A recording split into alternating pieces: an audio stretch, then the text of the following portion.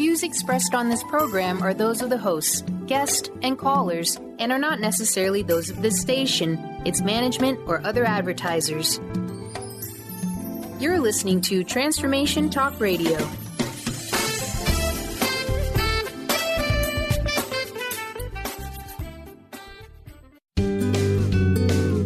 You are listening to the Psychic Professor's Show, The Voices of Spirit Radio, with international medium and spirit artist Dr. Susan Barnes. This hit call-in show will answer any questions you have about spiritual communication through on-air readings and spirit artistry.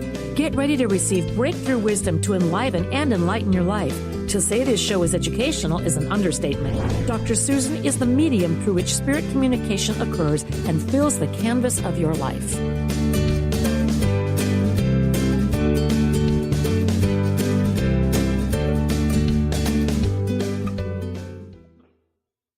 Hello, everyone. I'm Dr. Susan Barnes, and you are listening to the Psychic Professor's Show on Transformation Talk Radio. Stay with us for the next hour and let us help you experience the voices of spirit.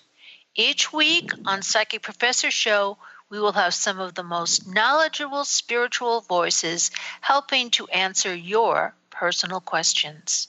And today, I am really pleased to have my good friend and spirit photographer extraordinaire, Shannon Taggart, here. And Shannon's going to tell you about some of her projects and how you are going to be able to see her work. So with that, welcome, Shannon. Hi, thank you. It's great to be here. Thanks for having me. Oh, you're very welcome. And you know what? I'm going to ask you this question because I know you can answer it. How has spirit influenced your life? Surprisingly, it has led me on a 16-year journey to make a photography book about spiritualism. And I never expected to be this engaged with the topic and to have spent so much time photographing mediums and spiritualist practice. But it's been a pleasant surprise and one that's been really rewarding and exciting. Why don't you tell everyone how this happened? I know I've heard the story, but they haven't. So I was working as a photojournalist. Well, I guess I should start at the beginning. When I was 16 years old and when I first started studying photography, my cousin went to Lilydale, New York, which is the world's largest spiritualist community, and she went to a message service, which is where people gather anonymously in the woods in Lilydale, and the medium stands at the front and just picks people at random and gives them messages. So it's not like, you don't leave your name or anything. It's just it's all anonymous. And she went, and the medium picked her and told her details about my grandfather's death that proved to be true. And it went against the story that we had all been told. And we found out that this information was absolutely factual. And my whole family was just really shocked and surprised by this. And I, at the age of 16, remember thinking, how could somebody know something like this? And so I became interested in the topic. But then I studied photography and then became a professional photographer. And I was actually working as a photojournalist. And I wanted to find a project I could do in my spare time. So I thought I'd spend one summer in Lilydale where my cousin received this message and make, a very straightforward documentary project about this quirky little town called Lilydale. And instead, I got completely drawn into spiritualist history and culture, and it's vastly important and also bizarre history with dialogue with the art of photography. And so that is what led me here, where I am now. Which is taking spirit pictures. Why don't you just tell people what some of the pictures are about? Well, yes. So I began my project just very straightforward, documenting mediums at work and the town of Lilydale and the practice of healing and certain spiritualist objects like the precipitated spirit paintings. And I was working, like I said, very straightforwardly as a documentarian. And then I began to have a few happy accidents with my camera, meaning things that happened that I wasn't expecting, but that were interesting in regards to what I was photographing. And when that started to happen, I was also at the same time becoming frustrated because a lot of what I was photographing was invisible, meaning, when people were talking to spirits, you couldn't see them. So how could you photograph that? And I kind of brought the two together, meaning the happy accidents or the chance elements of the photographic process. I kind of tried to bring in as much when I was trying to photograph things that were invisible. And slowly it became more of an art project and one that was very experimental and working with mediums very intensely with the camera and using long exposure or allowing, just leaving the shutter open to see what would happen or inviting other forms of chance occurrences into the frame. And that became a very powerful way to visualize these invisible happenings. And so then started working with that, and now I'm compiling it into a book finally that'll show the progression. It documents very straightforwardly a lot of spiritualist history, but then also shows the mediums at work and with my experimentation colliding with their mediumship. Yes, and I would also note that some of your photographs are things like of physical mediums cabinets, which are all very, very different and unique. And you photographed spoon bending and all kinds of different phenomena, table tipping, that has occurred or occurs in the process of seances. So the photographs are really, really interesting. So why don't you tell us what your website is so people can go and look at them for themselves? Okay, yes. My website is my name, shannontaggart.com, TAGGART.com. And there's a short video intro to my work, and there's also links to where you can purchase my book that is now on pre-sale. And it's at a site called unbound.com. And as soon as the pre-sale is over, the book will go into production. And it's going to be a lavish 300-page full-color book of many of my photographs. There's going to be a wonderful essay by Eric Davis, who wrote the media studies called Classic Technosis. And there's going to be some other contributors as well. And I should have more announcements on that upcoming soon. So if you go and purchase the book, you can follow the updates.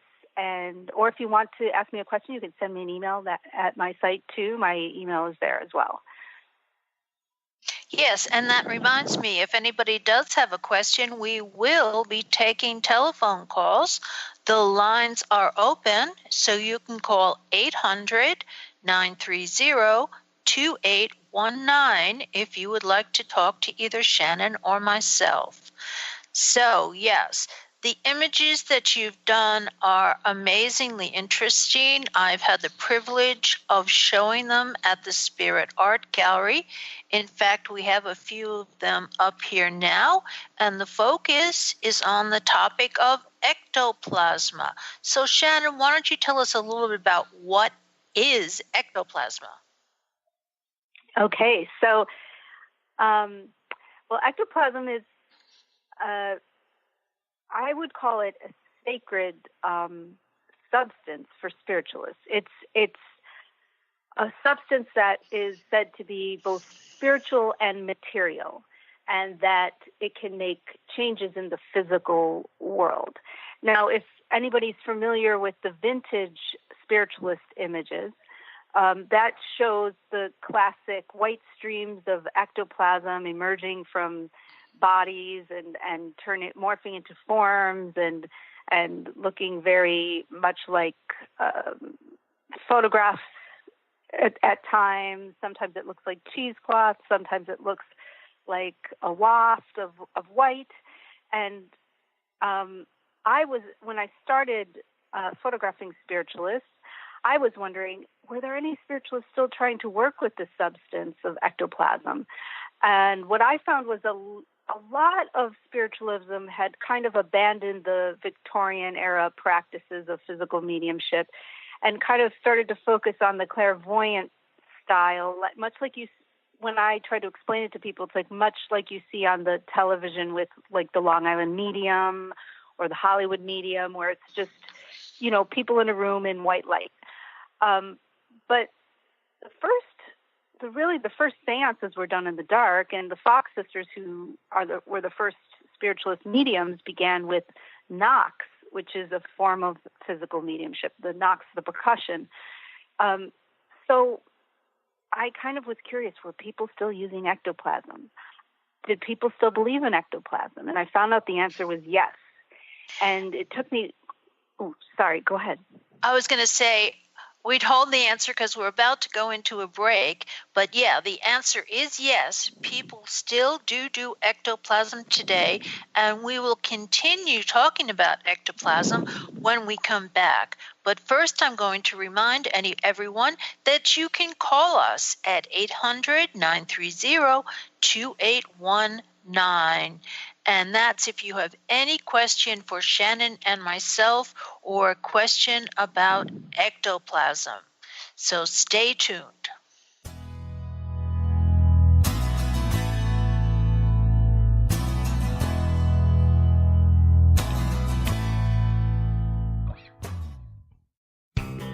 Now you can be a part of one of the most powerful programs to help create a more joyful, loving, abundant, and peaceful world.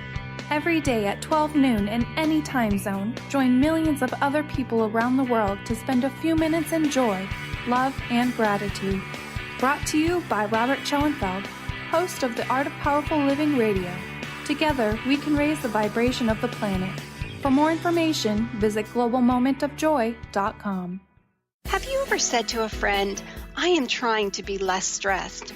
I am hoping to meet someone special. Or how about, I am working on getting a job I love. Hi, I'm Eve from Elite Tarot, host of the weekly show Mainstream Metaphysics Radio. Words like hoping, wanting, and trying may seem innocent. However, they carry with them emotional weight that actually blocks energy. Next time you start to say these words, say instead, I am becoming less stressed. I am looking forward to meeting someone special. I am pursuing a job I love. While your brain may resist, note how your body physically feels as possibility of success suddenly appears. As an intuitive coach and professional tarot card reader, I work with clients worldwide on using energy effectively to embrace joy. If you'd like to schedule a session, please visit my website at elitetarot.com. That's ELITETAROT.com. Awareness is universal. Establishing a living awareness through meditation brings peaceful, healthy, and creative well-being into your everyday life. The practice of living awareness, Spirit Fire's own meditation practice, is built on this belief and is designed for every level of practitioner. Each year, Spirit Fire hosts living awareness meditation retreats that allow you to explore the practice in depth at our retreat center in beautiful Western Massachusetts. Introduce yourself to meditation and the practice at the Foundation's retreat. Attend, in silence, a silent meditation retreat focused on mindfulness, presence, and nature, or be engaged with the meditation sittings themselves at the Deepening Retreat. Start adding to your awareness and attend a meditation retreat designed to cultivate consciousness in your everyday life. For details on attending a Living Awareness meditation retreat, visit upcoming events at www.spiritfire.com. Tune into the wisdom of your soul for guidance on living a joyful life. On Soul Wisdom Radio, Wendy will provide inspiration to raise your vibration and connect with your higher self and guides. Learn how to balance your ego and to progress spiritually on Soul Wisdom Radio with Wendy Rose Williams. Visit wendyrosewilliams.com or Transformation Talk Radio to learn more about a healing session with Wendy and her events and publications.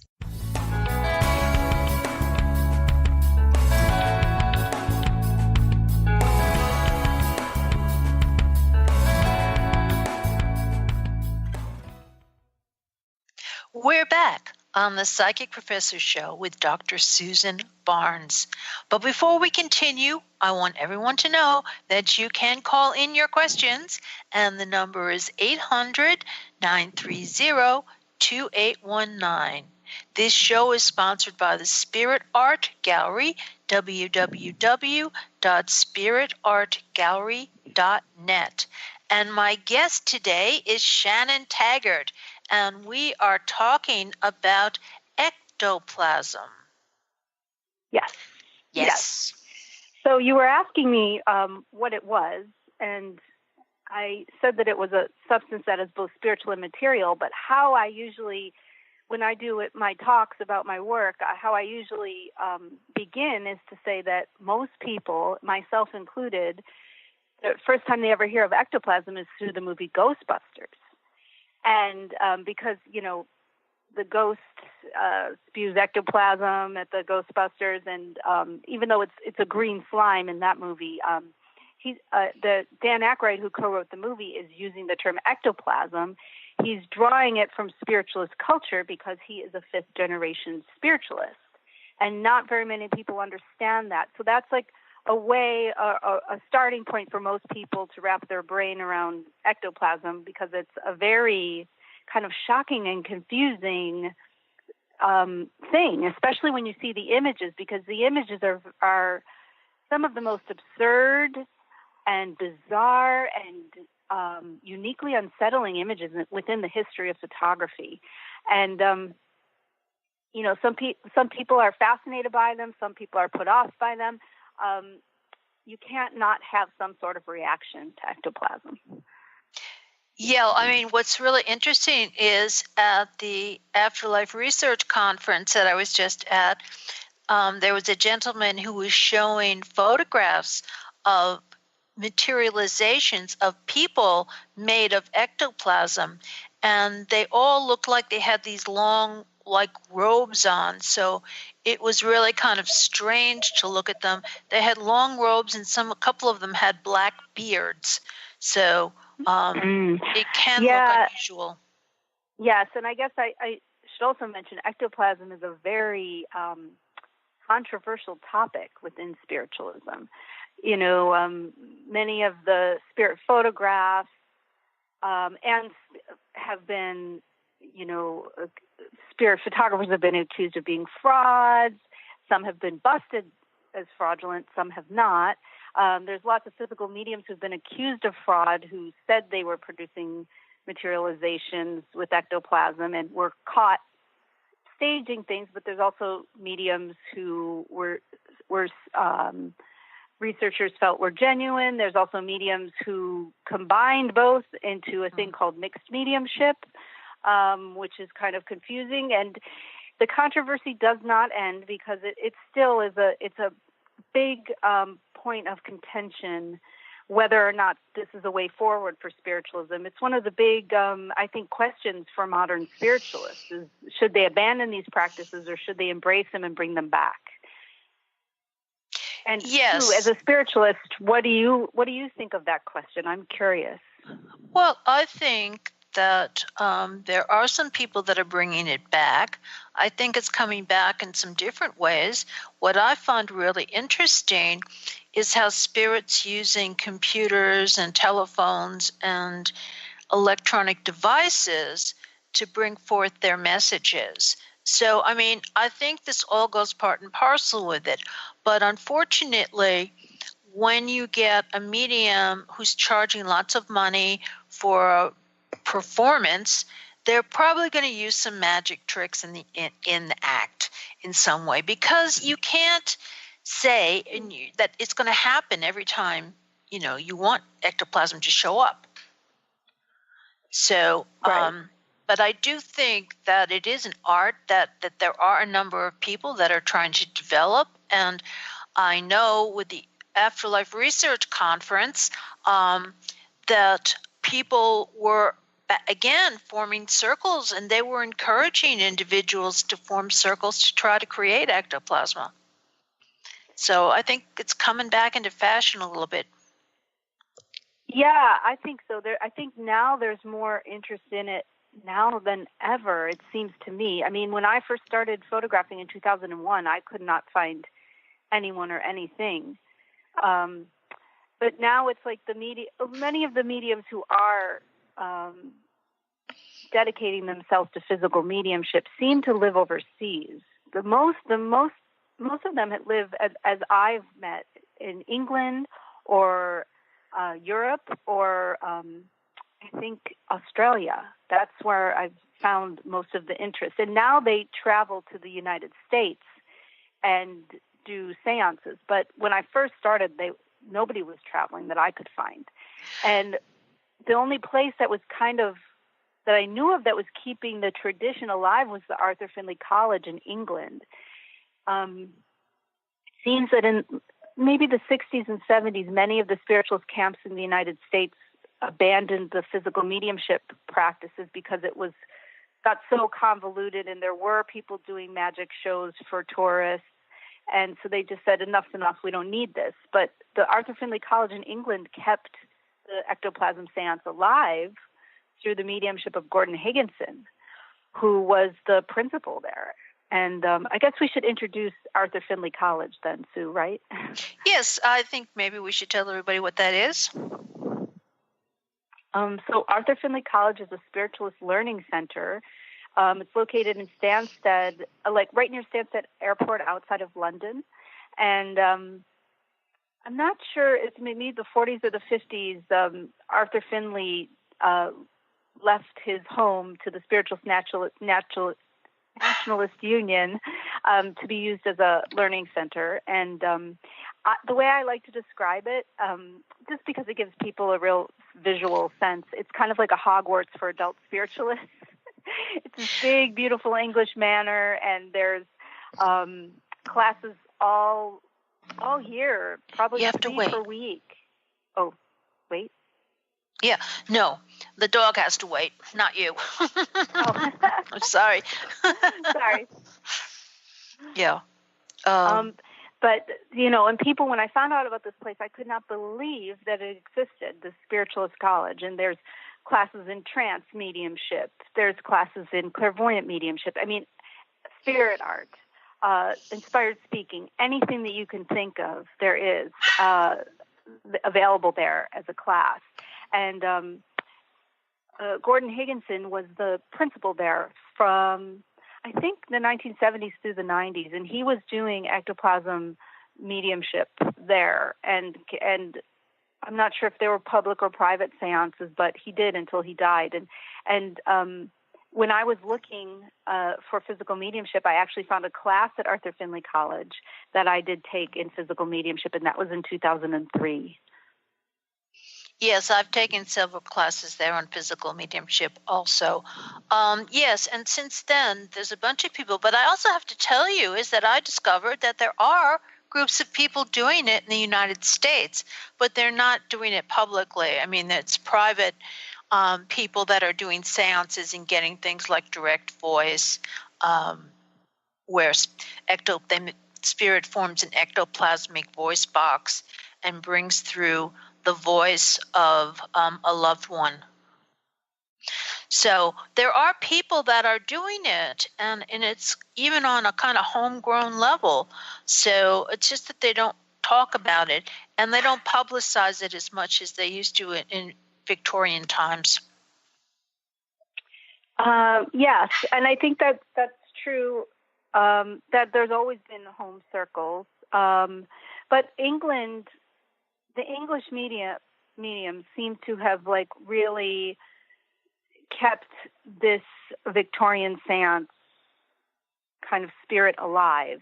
And in the 90s, there was actually a society there in England called the Noah's Ark Society, which was dedicated to bringing these practices back. And it also led to well, the one of the people who founded it was a man named Robin Foy, who was involved with the skull experiment in England, and that kind of led to an explosion of technology and mediumship known as instrumental transcommunication, or ITC. And then that exploded, and I guess that use of technology is also a different form of physical mediumship, and seems to be the English spiritualists who've really kept these practices going. Yes, and I would also add that Robin Foy is now trying to set up a center in Spain to study physical mediumship. Yes, he has a crowdfunding site up, and maybe we could put that in your show notes, where if you donate £20, you can become one of the founding members of the society and get the updates. And he's been publicizing that. Yes, a lot. And so there are more activities these days that are going on with physical mediumship, and it's something that people can definitely find out about and possibly see if they're willing to travel to one of these places where there is a physical medium, like the Banyan Center. I should mention these wonderful. He's a wonderful physical medium, and so you can travel to England to see him working. And unfortunately, we're coming up to another break, so we have to hold whatever thoughts we have and tell people you're listening to the Psychic Professor Show with Dr. Susan Barnes. You can call us at 800-930-2819. And stay tuned. We'll be right back.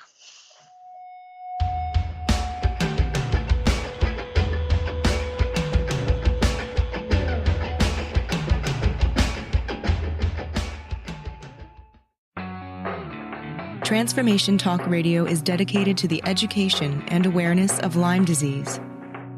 Welcome to Lyme Talk Radio. I'm Dr. Pat Basile, the host of the Dr. Pat Show, and I am so thrilled that we've created this venue for all of you out there. Dr. Pat Basile will be bringing the most innovative, groundbreaking information, research, treatment innovations, and stories from those it affects every day.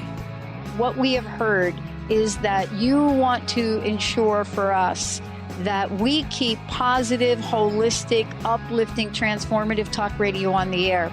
We're excited to bring you the contemporary conversations about Lyme disease. We promise not to let the light fade on Lyme. So fasten your seatbelts. We've got lots more to share with you in the weeks to come. Tune into Lyme Talk Radio with Dr. Pat and help keep our mission strong on TransformationTalkRadio.com. Tune in to The Jen Royster Show, intuitive guidance to inspire your life, each Thursday at 8 a.m. Pacific and 11 a.m. Eastern on TransformationTalkRadio.com. This amazing show is an inspirational hour that will take you on an epic metaphysical journey to discover the spiritual approach to life's greatest challenges. Dr. Jen is an internationally known intuitive counselor, spiritual teacher, and energy healer. Call in for intuitive readings and visit JenRoyster.com for more information. Hi there, this is Audrey Michelle, host of Rewired Life Radio. If you've listened to the show, you know I talk a lot about listening to your body. Here's the deal. Listening to your body takes quieting your mind, and I want to teach you how. Actually, we're going to start right now. Take a deep breath, a truly deep breath, all the way to the top of your inhale, and then exhaling to the very bottom of your belly. Breathing, feeding your body the oxygen and fuel it needs. This is the first step in listening to your body. There's more, but it's so easy. I want to share a quick meditation with you to help you instantly reconnect with yourself and listen to your body. Simply go to audreymichelle.com/tips and download it for free today. That's Audrey Michelle, spelled MICHEL.com/tips. Tune in each month to Synergenetic Living Radio, where Rick and Grace Paris discuss the synergenetic way of life. what it means to truly change your perspective in life, what it means to take control of your life and manifest your true desires. For more information on Rick and Grace Paris and Synergenetic Living, check out synergeneticliving.com. Get clear on the life you desire and the current life you are creating and what is between the two. Synergenetic Living, living life loud.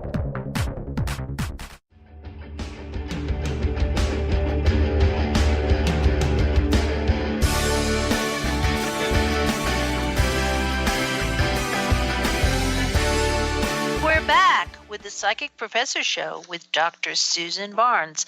The phone lines are open for your questions. Call 800-930-2819. And I'm talking to Shannon Taggart. We've been discussing ectoplasma, but now what I want to know is what is the most unusual experience you've had shooting a spirit photograph? Okay, so when I began photographing, like I had said, I began photographing as a straightforward documentarian.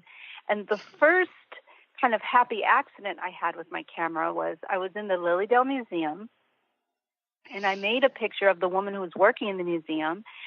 And I shot a whole roll of her. And on two of the frames, there was this huge, gigantic purple orb right on her shoulder next to her face in two of the frames. And I had never gotten anything like this before. And it wasn't lens flare, and I couldn't really tell what kind of a photographic artifact it was. And it was very strange. So I printed them and brought them to her.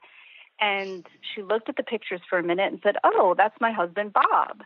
And she assigned this meaning to this photographic anomaly that I couldn't explain. And I had never thought of using the photographic process like that before. So that's when I started to experiment and kind of try to break down the rules and not be so straightforward, and to see if I could get some effects that resonated. And so I was playing with that kind of a thing for a long time. And one of the other things that happened was like an accidental, I was photographing a woman in trance, and everybody in the room was observing a face that looked like hers but was not hers right next to her face, and we could not see this face with our eyes. And I actually tried to make a very straightforward image of this woman in trance, and when I got the film back, there was a double face, exactly as everybody was describing what they were seeing clairvoyantly. So I said, okay, maybe I should loosen up here and kind of experiment and play and see what happens. So I was going along that way, and I've had a lot of really exciting kind of photographic synchronicities since. But some of the most astounding photographs I've made, I've made a really incredible one of you, Sue, while you were in trance. Yeah. But some of the ones that had the most resonance for me were of a physical medium in England named Gordon Garforth. Now, Gordon does a seance where he says that he can make his hands enlarge with the spirits help him with ectoplasm. And when he told me this, I thought, oh, this is never going to happen. I'll sit in this seance and I'll make pictures, but I doubt that that's going to happen. So I sat in the front row, and he allowed me to photograph, and his wife said, okay, now Gordon's going to work with his hands. And he put out his hand, and there was a light on a table, and he moved the hand, and he was wearing a short-sleeved shirt, and it wasn't a prosthetic. I don't know what happened, but he just moved his hand, and it just effortlessly skipped into this gigantic form. And I actually screamed, and which is a very impolite thing to do in a seance. And then everybody else started screaming, and I couldn't tell if they saw the hand too, or if I had hypnotically rendered this hand, because in seances you sit under a red light, a dim red light, and sometimes your eyes just kind of transform things. And so I thought for sure there would be, and on my image that I took, there would be a small hand. But then I looked at the picture, and there was this gigantic hand in the image. And so when I show that picture, spiritualists say, oh, that is proof of ectoplasm. And the skeptic says that is obviously a magic trick. And the people in between say, well, maybe that, maybe you hypnotically rendered that hand and then your camera shutter accidentally made an exposure that looks like a big hand. It doesn't bother me what anybody thinks of the pictures. I actually like that there's an interpretive element to looking at that image, but that was one of the most shocking experiences of my life, really, seeing that hand expand. Yeah, well, I should also note that first image you were talking about with the orb in the picture. I mean, now orb photography is really popular topic. I mean, there have been a number of books written about it, and people go out and shoot orb pictures regularly. Yeah, people say, I mean, I guess, in the photography community, a lot of, for example, a lot of the official history books have cleansed the whole moment of spirit photography out of those texts. And I never learned about spirit photography or any of those practices through the history books I studied from. And so there's kind of like a disconnect between the photography community and the use of photography for spiritual uses. But so people would say there's no such thing as a spirit photographer now. But I would beg to differ that there are many orb photographers who have a very serious practice using orbs, which I guess I should describe what an orb is. And this has kind of evolved into the digital age. And I think it's because people have cameras, they have more access to quick images, and they can work on them in the computer. But and some people say that orbs are more likely to happen with digital cameras. But they're small balls of white light, and they're not rain. They're not made by rain. Some people say that they are dust. There's a lot of back and forth about what exactly orbs are. Orb photographers are not concerned with this. They're concerned with how the orbs respond to them when they're creating the pictures. So an orb photographer, who I would consider the spirit photographer of today, the standard spirit photographer of today would be people who are experimenting with orbs. They actually take many pictures where they ask the orb to appear in certain patterns or command them to do certain things or try to invoke, get one orb to two orbs to three orbs, and that sort of thing. Yes, but I would also add that in some of the orb photographs that I've seen, when they blow up the orb, you can see a fairy or a face or an image inside the orb. Yes, I actually just took an orb photography class with Teresa Schaefer in Lilydale, and she was explaining to me that a lot of, yes, they do zoom in and they can see faces, and she showed some absolutely stunning examples. But also there's a mandala-like connotation to the orb, and sometimes they see mandala-like patterns within the orbs too. So they are zooming in and kind of trying to decode what they see within the orb too. Yes, that's part of the practice. Yeah. So let's get back to your photography. What do you think is one of your most unusual pictures? I've recently, one of the most unusual ones actually happened again with Gordon Garforth. And we were in a different kind of a setting where he did a trance under a green light.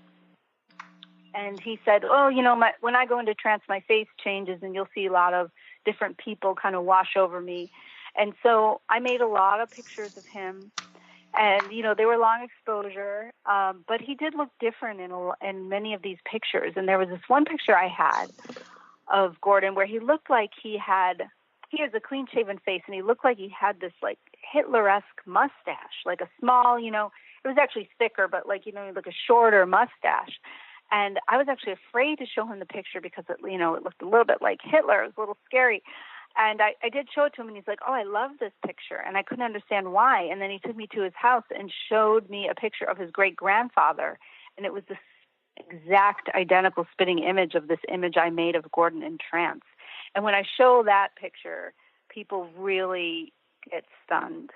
That, I think, I usually get the biggest reaction from that picture showing that as a diptych, the picture of his grandfather, and then the one I took of him in a trance. So that was one of the most eerie kind of, I mean, it's really an amazing photographic synchronicity. Yeah, but I would also add that some of the pictures that you get do have a quality to them where things show up and there's stuff going on that I'm sure somebody else standing next to you taking the same picture would not receive. Yes. That's something I'm very interested in how consciousness, specifically the way the photographer's own consciousness kind of embeds itself into the photography. And, you know, even the most straightforward photographers do acknowledge that the photographic process does have a magic to it. And there is something that you're playing with. I mean, you're playing with light and time and automation, and it doesn't always behave the way that you want to. There's some true mystery to the process, even when you're trying to use it in a very straightforward manner. And so I'm just trying to take this inherent photographic mystery and kind of take it to the nth degree and push it as far as I can, and experiment as much as I can. And some people find the images disturbing. Some people find them beautiful. I definitely, though, do get a reaction usually from them, especially the red and black light images, which sometimes can be, you know, the colors red and black kind of just to us visually have a sort of demonic kind of interpretation to them. But I try to explain, when you're in a spiritualist seance, it is not scary. It's actually very peaceful and wonderful. And let's talk about that in our final segment here. We have to go on another break. Our phone lines will be open. Call 800-930-2819 if you'd like to talk to us. And with that said, we're going to go on break. And when we come back, we're going to talk about some more seances and things that you can't photograph. Okay, we're on break.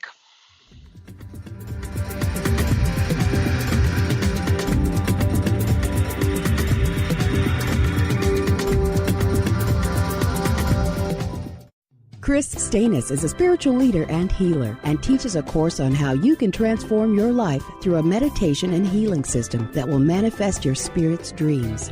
She manifested the Women of Wisdom Conference, the Women of Wisdom book, and this radio show. And she can show you how to change your life too. Are you ready? Visit the website and contact her at voicesofwomentoday.com. That's voicesofwomentoday.com. The Truth is Funny. Shift Happens with Colette Marie Steffen is excited to welcome Karen Benton as a monthly guest host. Tune in on the third Wednesday of each month at 8 a.m. Pacific Time to regain confidence and trust in your capacity to create change in your life, your health, your family, and your well-being. Karen Benton is a mother, nurse practitioner, certified body talk practitioner, Franklin Method instructor, and owner of Limitless Living LLC. For more information about Karen, visit KarenBenton.com.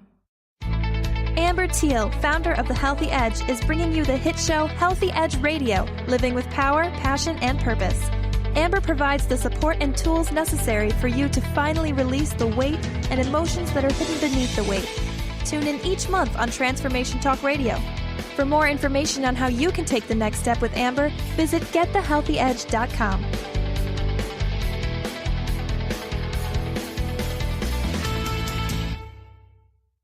Tune into the wisdom of your soul for guidance on living a joyful life. On Soul Wisdom Radio, Wendy will provide inspiration to raise your vibration and connect with your higher self and guides. Learn how to balance your ego and to progress spiritually on Soul Wisdom Radio with Wendy Rose Williams. Visit wendyrosewilliams.com or Transformation Talk Radio to learn more about a healing session with Wendy and her events and publications. TheAngelLady.net. TheAngelLady.net. TheAngelLady.net. TheAngelLady.net. 1-800-323-1790. 1-800-323-1790. Sue Storm, theangellady.net. Live your magnificence, for the love of joy is a precious gift offered to us by Robert Schoenfeld, host of the Art of Powerful Living Radio. He takes us on an incredible 30-day adventure to expand our minds and hearts with the nectar of life, love, and joy. This book will help you bring more joy, love, health, abundance, adventure, romance, and magnificence into your life.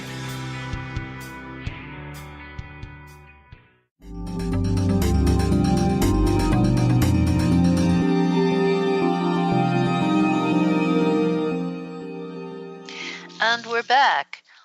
We're back on the Psychic Professor Show with Dr. Susan Barnes, and my guest today is Shannon Taggart. And we were just beginning to talk about how some people think the red lights in her pictures are scary or demonic, but in contrast, seances are really designed to be healing. Would you agree, Shannon? Yes. Some people find, especially the unsettling that a medium is trying to transform their body into some other manifestation, but it is all mediumship really is in the effort of healing grief, and also to prove the continuity of life. Wouldn't you say, Sue? I mean, how would you describe the purposes of the seances? Yeah, no, the purpose is a spiritual one. I mean, the purpose is to try to bring through a realization of the continuity of life, and to try to bring through some spirit voices or images of departed loved ones. I mean, you've got the precipitated paintings, which are all paintings of deceased people. And in fact, Ron Nagy just told me this story. He's the director of the museum in Lilydale, of a woman who had someone drive her all the way to Lilydale to see the Bang sisters so that they could create a precipitated painting of her husband, because one had not been done while he was alive. And then she took the painting back to Pennsylvania and hung it in a library that was dedicated to him. Oh, interesting. So it was a very interesting story, yeah. Yeah. So, mediumship is about healing, and the seance, room is just a different way. It's just a different aspect of mediumship. I mean, you can do clairvoyant mediumship just in the regular room, but the seance room is a dedicated space to try to create physical effects to bring about healing. And the roots go back to Native American ceremony, really. And although we're not certain exactly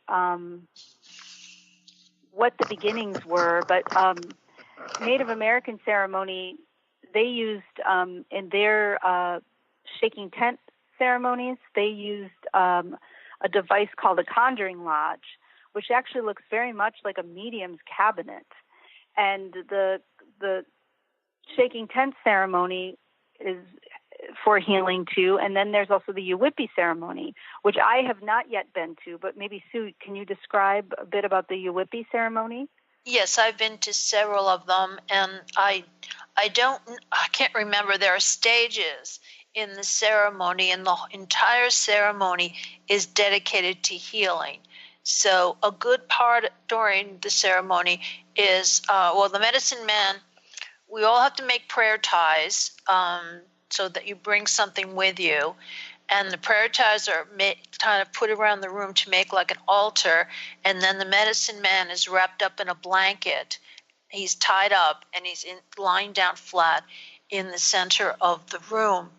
And probably one of the most amazing things is they get quartz rattles so that when you shake them, you can see light coming from the quartz. And these rattles come and will tap you on the head and tap you in places where you need healing. And that's one part of the ceremony. There's also singing, and there's messages that are given to different people in it. It's quite elaborate. It is a different tradition. I would say that instead of spirit guides, the Native Americans talk about their relatives and how the relatives help them. And of course, they're always giving praises to grandmother and grandfather. But unfortunately, the Indians will not let us write about the Yuwipis, and they won't let us photograph them either. So if you go, it's just purely for your own experience. Yes. And I see a lot of correlation between the Native American traditions and the early spiritualist seance practices. And in fact, many spiritualists have Native American spirit guides. Yes, but then it makes sense, because I actually believe the Native Americans were doing this before the spiritualists. And I did write an article about this for the Psychic News many years ago. That was a featured article on the Indians and the Americans, because they wouldn't let me write about the Yuwipis, so I had to write about the Indian relationship to spiritualists in general. So. Yeah, that's very interesting. And doesn't Lilydale have ties to Native American culture? Yes, it does. Actually, the grounds that Lilydale were built on used to be Native American ceremonial grounds. So there's that influence there. And of course, as you said, a lot of people have Native American spirit guides, which makes a lot of sense, because they were doing the types of phenomena and things, again, without the white man knowing anything about it. In fact, historically what happened, I believe, is that they were doing the Yuwipi ceremonies, but when they started conquering the Indians in the Midwest and out west, especially in the Midwest, the Lakota Indians, they made them stop doing all of their ceremonies. But of course, some of them went underground and continued to do them. And they forced the Indians to go into like Catholic schools or private Protestant schools or things like that, and wanted them to become Christian, and were not interested in what they did. So seeing the Yuwipi is a little piece of history. Yes. And it's rare to be invited into such sittings. So it's great that people still are still doing that tradition and inviting people to take part. It's really important. Yes, it is. So, as I said earlier, there are physical mediums around. You do have to kind of hunt and search for them a little bit, but they can be found. And you can witness ectoplasma for real. And you know what? Somebody invited me, because you have to be invited, to touch it, and I just wouldn't, because it just looked too mucusy. And I thought, oh, it doesn't look really nice. That's funny. Most people would jump at the chance. But can you maybe explain a little bit? You have a great definition of describing what transfiguration is. And that's when under the red light? Yes. Okay. The difference, there's two things, transfiguration and overshadowing. Overshadowing is when the shadows and highlights of the lamp make the person's face look like it's changing. Where overshadowing is when the ectoplasma forms a mask over the face and then starts to create a second face on top of it. Oh, so that's transfiguration, yeah. I'm sorry, that's transfiguration. Yeah, with the ectoplasma, it's transfiguration. Without the ectoplasma, it's overshadowing. Right, and this spiritualists describe ectoplasm as something that can be invisible and work as a force, or it could be visible like the white stream. Yeah, right? And things can be made out of it, yes. And with that, we are out of time. So, yes. Yeah, it's been great fun having you on the show, and I look forward to seeing you in person soon. And I want to thank you just so much for talking about this. And you've been listening to the Psychic Professor Show. Please join me every week at 5 p.m. Eastern, 4 p.m. Central, 2 p.m. Pacific, and 10 p.m. GMT time. And I'll be back again on next Friday. So have a good evening or day, whichever it is for you. Bye-bye. You've been listening to the Psychic Professor Show with Dr. Susan Barnes, the Voices of Spirit Radio. Dr. Barnes' deep knowledge of spiritual issues provides an hour of lively talk and discussion about everything from historical facts to transcommunication. To download this show or any past shows, or to learn more about Dr. Susan and her spirit-inspired art, visit spiritartgallery.net.